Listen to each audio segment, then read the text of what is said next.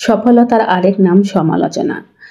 দুনিয়া আপনার সম্পর্কে কি ভাবছে সেটা তাদের ভাবতে দিন। আপনি আপনার লক্ষ্যগুলোতে ঠিক থাকুন। দুনিয়া আপনার একদিন পায়ের সম্মুখে হবে। আসসালামু আলাইকুম, রেজনা লাইভ ব্লগে আপনাদের সবাইকে স্বাগত। দূরে এবং কাছে যে যেখান থেকে আমার ভিডিওটি দেখছেন, আশা করি সবাই ভালো আছেন। আলহামদুলিল্লাহ, আমরাও ভালো আছি। সুজলা সফলা শস্য শ্যামলা গ্রাম বাংলার প্রকৃতি, সবুজ মাঠ, নির্মল বাতাস, মাথার উপর বিশাল খোলা আকাশ। এই প্রান্ত থেকে ও প্রান্ত শুধু সবুজ আর সবুজ। অনেক বছর পর ঘুরে এলাম ফুপুর বাড়ি থেকে। এত ভালো লাগছিল চারপাশের পরিবেশটা আর তাদের সহজ সরল আপ্যায়নে একদম মুগ্ধ আমরা। তো বেশ কিছুটা সময় কাটিয়ে কিন্তু আমরা চলে এসেছি। আর অন্যরকম ভালো লাগা কাজ করছিল এই প্রকৃতির কাছে, যে সবারই উচিত মাঝে মাঝে প্রকৃতির কাছে একটু যে নিজের কিছুটা সময় কাটিয়ে আসা। তো এটা ছিল কিন্তু গতকালকের ভিডিও। তো আজকে দুপুরে রান্নার জন্য কিন্তু চলে এসেছি এই তো আমার রান্নাঘরে। তো আজকে আমি দুপুরে রান্না করব রসুনের স্পেশাল ভর্তা। অনেকেই তো রসুন ভর্তাটা বিভিন্নভাবে খেয়ে থাকেন, তবে এইভাবে খেয়ে দেখবেন অসম্ভব মজা লাগে।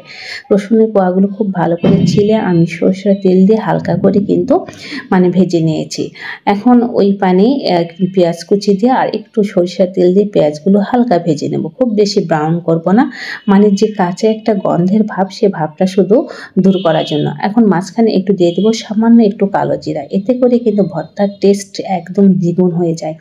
এভাবে রসুন ভর্তা করে খেতে যা মজা লাগে, আর এভাবে ভর্তাটা কিন্তু আপনি অনেক দিন ধরে রেখে খেতে পারবেন, একদমই নষ্ট হয় না। হোটেলগুলোতে ঠিক এইভাবেই কিন্তু রসুন ভর্তা করে থাকে, আর সেই জন্য সারাটা দিন তাদের ভর্তাগুলো কিন্তু একদম ফ্রেশ থাকে। আর নিয়ে নিলাম শুকনো মরিচ ভাজা এবং লবণ, সবগুলো খুব ভালো করে চটকে আমি ভর্তাটা বানিয়ে নেব। গরম ভাতের সাথে এরকম ভর্তা হলে আর কিন্তু কথাই নেই, তার সঙ্গে কিন্তু থাকছে ডাল। আর যেটা বলছিলাম যে সফলতার আরেক নাম সমালোচনা। আসলে আপনি যখন একটু ভালো পর্যায়ে যাবেন, ভালো লেভেলে যাবেন, তখন আপনার সমালোচনা কিন্তু করতেই থাকবে আপনার আশেপাশের মানুষগুলো, আপনার কাছের মানুষগুলো। আর সেই জন্য কিন্তু নিজেকে একদমই থেমে রাখা যাবে না। আপনি যখন কিছু করবেন তখনও তারা বলবে, আবার যখন কিছু করবেন না ঠিক তখনও তারা বলবে। আসলে সমালোচনা করা তাদের একটা পেশা, কিন্তু সামনে এগিয়ে যাওয়া আপনার একটা নেশা হতে হবে। তবেই কিন্তু জীবনের সফলতাকে আপনি খুব কাছ থেকে ছুঁতে পারবেন এবং জীবনকে খুব সুন্দর করে উপভোগ করতে পারবেন। যে মানুষগুলো সবসময় সমালোচনা করে, আলোচনা করে, অন্যের কথা নিয়ে থাকে, তাদের কথায় একদমই কান দিবেন না। তাহলে কিন্তু আপনার যে লক্ষ্য, সেই লক্ষ্যে কিন্তু আপনি কখনোই পৌঁছতে পারবেন না, সেটা যে কোনো স্বপ্ন পূরণের ক্ষেত্রেই হোক না কেন। আমি মনের প্রাণে বিশ্বাস করি, যারা বলছে তাদেরকে বলতে দিন, আপনি আপনার লক্ষ্যে ঠিক থাকুন, দেখুন সফলতা আপনার কাছে এসে নিশ্চিত ধরা দেবে। পেঁয়াজ মরিচগুলো হালকা করে ভেজে তাতে কিছু পুঁই ফল দিয়ে এখন এটা ভেজে নেব। আমার আম্মা পাঠিয়েছে একদম গাছ থেকে টাটকা, তো ভাবলাম আর ফ্রিজে রাখবো না, আজকে পুঁই ফলটা করে নেই। ভর্তার সঙ্গে থাকছে পুঁই ফল ভাজি আর তার সঙ্গে ডাল।